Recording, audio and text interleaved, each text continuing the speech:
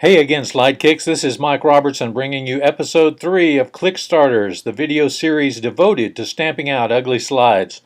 ClickStarters is now available on iTunes, and if you found anything of value in these videos, I'd like to ask that you leave us a review or at least give us a good star rating on iTunes. That will really help us grow the audience. Thanks. Today I'd like to talk about backgrounds.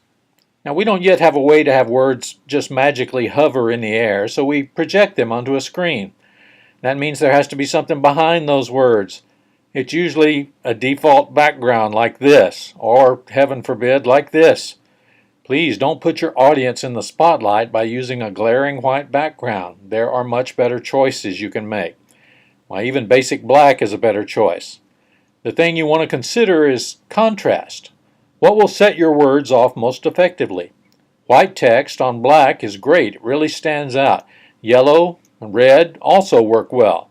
But when you get into other colors, though, they tend to not stand out as sharply. And if you use too dark a color, your text will be hard to read, especially if you happen to get one of those projectors where the bulb is on the verge of burning out. Now, there are companies who sell backgrounds and theme packages for slide presentations. I've purchased elements from these companies, for instance. They have some good stuff. They have some nice packages and even some animated backgrounds like the one you see here. But now, I'm thriftier, and I like to be more creative. I try to create my own backgrounds using images that are readily available online. And here's how I find them. I do a Google image search for something that might have an interesting texture, like rust. If you just type in rust texture, you'll find lots of things, but be sure you hit the search tools button and then you select large under the size menu. So you want the biggest images you can find because you're going to be blowing them up on screen. You don't want them to look pixelated and blocky. So you're going to find all kinds of beautiful textures that will make wonderful backgrounds for slides.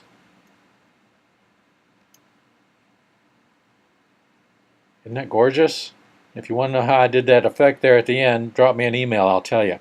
Keep searching Google for other organic textures you'll find that make great backgrounds, like cork, or brushed aluminum, moss, concrete, wood, or even a specific kind of wood.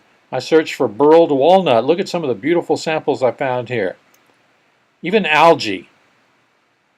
Okay, Mike, why would I ever want to use algae as a background? Well, because it's beautiful, and you can adapt it. You can tweak it in an infinite number of ways, even if you don't have Photoshop. Here's an algae texture, and look at some of the different looks you can get just by experimenting with the Adjust Image controls in Keynote. You can change the temperature, the tint, the saturation, the sharpness. By doing that, you can end up with something that will not set off thoughts of algae in the viewer's mind. They will just see it as an attractive background that sets off the words you put on top of it. So millions of different possibilities await you. Try Googling some of these textures. You'll start to appreciate anew the incredible wonders all around us that we usually don't pay attention to. There is beauty everywhere. Let these textures spark some ideas in your imagination for specific presentations like, well, let's see, felt. Does that call anything to mind for you? Felt makes me think of pool tables. And come on, couldn't you use a green felt texture as background for a presentation called 8 Mistakes That Can Sink Your Deal? Why, it practically writes itself. Using a creative background adds unity and branding to your presentation, and it shows that you care enough about your audience to not use the same old default settings. If you give your audience the best you can, your audience will be better too. Well, that's it for now. But I'd love your feedback, your comments, and your reviews on iTunes. Adios, Slide Kicks.